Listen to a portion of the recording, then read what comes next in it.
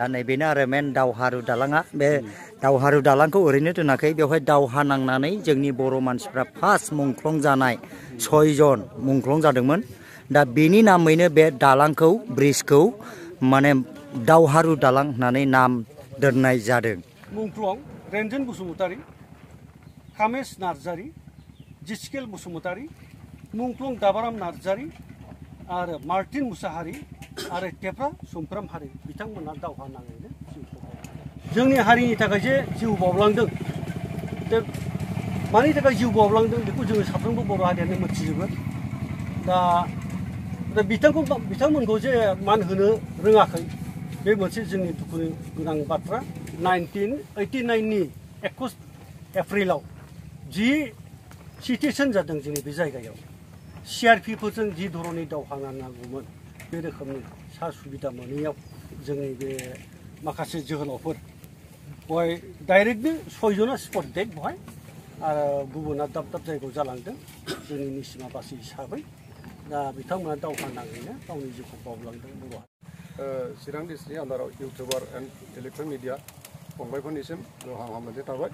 आरो सारियाव आंजों थाफानाय निसिमा आन्चलिक कमिटि अल एक्स भलन्टियार फर्सनि जायफोर कर्मकर्ता दं आं बिथांमोनखौ हामबाय होनदों। दा आवगायावहाय जेरैबायदि कनस्ट्राक्सन कमिटि हिसाबै जों दाजानाय दोनजादोंमोन बे मुंख्लं खाम्फाखौ कनस्ट्राक्सन कमिटिया मोनसे फांसनलेस जानानै थानायावहाय दिनै बेबायदि हाग्रा बंग्रा बेबायदि जानानै थादों। मोनसे मेनेजमेन्ट कमिटि गैयाब्ला बेबायदिनो जायो नाथाय जों मुंख्लंखौ मुंख्लं हिसाबै जोङो दिनै सनमान होनो रोङाखै। बेखायनो एक्स भलन्टियार फर्सफ्रा आरो बेयावनि जायफोर दावहा नांनानै गोमाजानाय न'खरनि मानसिफ्रा हुरा हुरा जोंखौ बुंदों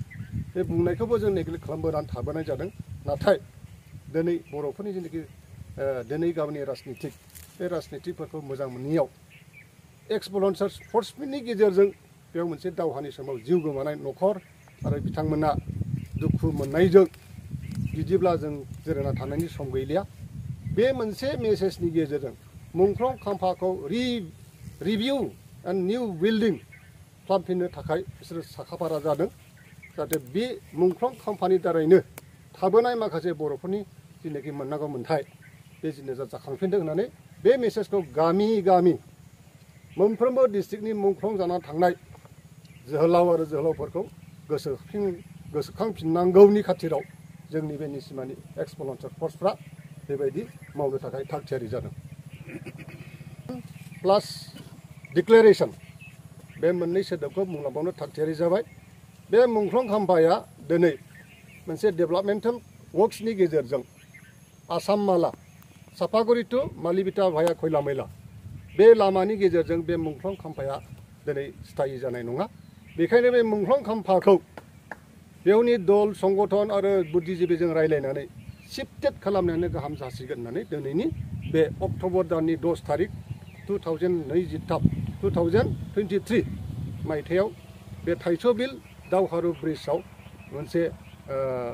एडक कमिटि दानानै माबोरै खालामोब्ला साक्सेस जागोन बिनि सायाव जों बैठक खालामनाय जादों। बेखौ बबे साइडजों बोखारनाय जायो बेखौ जों डिसिसन लानाय जायाखै खिन्थु जोङो बिनि नामावनो जों 1.5 बिघा हाखौ बायनानै दोननायबो जादों।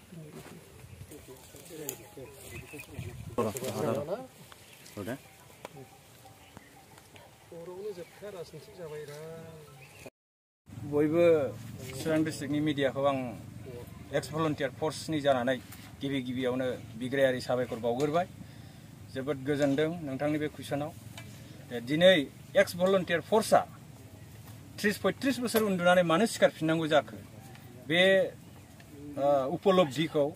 दिनै गासिबो बर' जाथिया हारे हिम'जि माने क्रिमि मोनदांजोब्बाय जे बर'फ्रा खेबथाम एकर्ड खालामनायनि उनावबो दिनै बेसेबां क्रिटिकेल पर्यायाव जाथिया माने जोबस्रांफिनलांनो नागिरदों। दा बे जिनिसखौ जों बिराद गाज्रि धरनै नोजोर होबोनांबाय आरो जों स्टाडि खालामनानै नुबाय जे बर'आ थारमाने आल्टिमेटलि जोंनि बर'नाव जे माने गावस्रानाय पलिसि बे गावस्रानाय पलिसिखौ सभिनिस्टफ्रा ओरैबायदि गाज्रि पलिसिजों लांबाय माने टुडे टुमर' डे आफ्टार टुमर' माने जाथिखौ जोंखौ माने फोजोबस्रांहैनो आरोखि जाथिखौ। जायनि थाखाय जोंनि दा जों सुथुर होनोबा जोंनाव जि माने टेरेबल पलिटिक्स स्टार्ट जाबाय डाइभारसिटी जि आरम्भ खालामबाय तारमाने जों बर'खौ तारमाने खुनु दिन आरो जों खौसे खालामफिननो हानायनि माने लामाखौनो दोनाखसै आरोखि माखासेखौ फैसाजों बोथ्रोदबाय माखासेखौ सोरजोंबा नैबे सेंग्रासाफोरखौ ड्राग्स जाहोनानै नस्थ' खालामबाय दिनै माने नानानथा दल संगठन हिसाब गैयै जाबाय इनडाइरेक्टलि माने बिसिनि फुसिङा गाज्रि जाबाय जाहाथे बर' जाथिया खुनु दिन जाहाथे खौसे जानो हाया जोंखौ माखासे धोरोमजों बोखावनानै होबाय पलिटिक्सजों स्रा बोखावबाय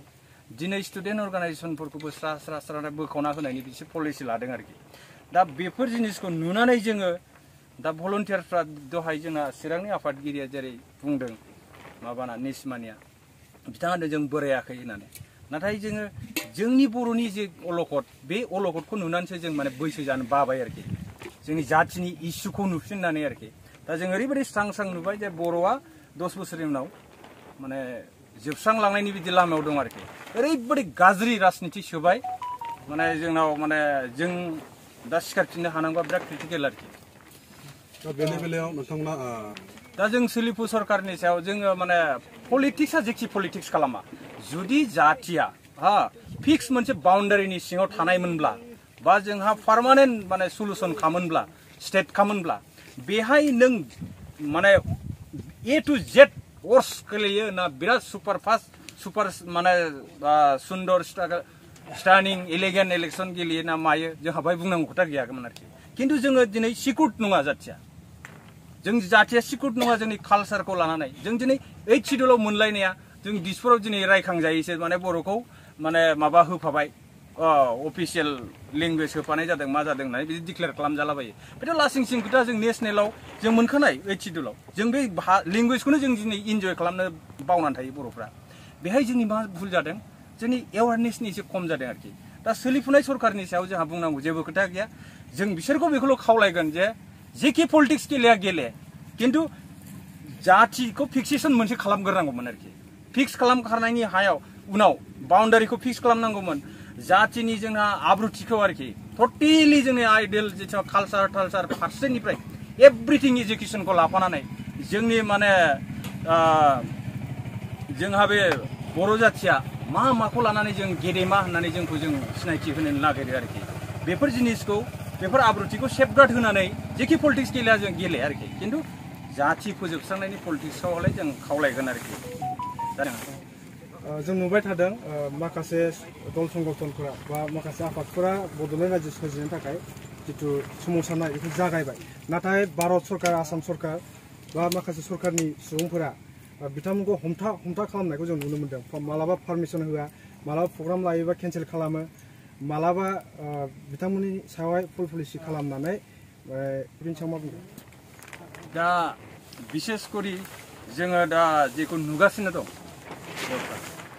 जोंनि नुनायाव ओरैबायदि जों नुबाय नेशनेल पलिटिक्सखौ नोजोर होयोब्ला नेशनेल सेन्ट्रेलाव माबायदि खालामनो नागिरदों दिनै इउनिफर्म सिभिल कोड लाबोनायनि खोथा बुंदों दिनै इन्डियानि कनस्टिटिउसनखौ बिसोरो अनेक आर्टिकेलखौ दिनै खालामनानै मावगासिनो दं अनेक आर्टिकेल चेन्ज खालामनो नागिरदों जों खोनाबावदोंसो थारमाने बिसोर इन्डियान कनस्टिटिउसनखौनो सोलायनानै शास्त्रजों सोलिनो नागिरनाय बायदि जों माने खोनादों आरोखि दिनै बनसुआ दाख्लै आन्दलन खालामनो थांबाय बिसोरखौ पारमिसन होआखसै खिन्थु डेम'क्रेसि कान्ट्रियावथ' जोंहा डेम'क्रेसि भाबै जोंनि गांनाय उखैनायखौ बुंनो थाखाय जोंहाथ' राइट्स दंमोन जोंखौथ' बेखिनि खालामनो बा जोंखौ प्रदर्शन खालामनोथ' जोंनो पारमिसन होथारनांगौ बेथ' खुनु पध्ये बे माने गणतन्त्र देशआव बे जिनिसा डेम'क्रेसि देशआव बे जिनिसा खुनु दिन नङा आरोखि जोंनाथ' राजतन्त्र नङाथ' जोङो 1947आव जों डेम'क्रेसि जों उदां जादों जोंनि मोन्थाइफोरखौ जोंहा बुंनो थाखाय जोंहा इन्डियान कनस्टिटिउसनाव जोंनो बिदि फ्रिडमनो होखादों फान्डामेन्टेल राइट्सखौ जों बिनो थाखाय थ'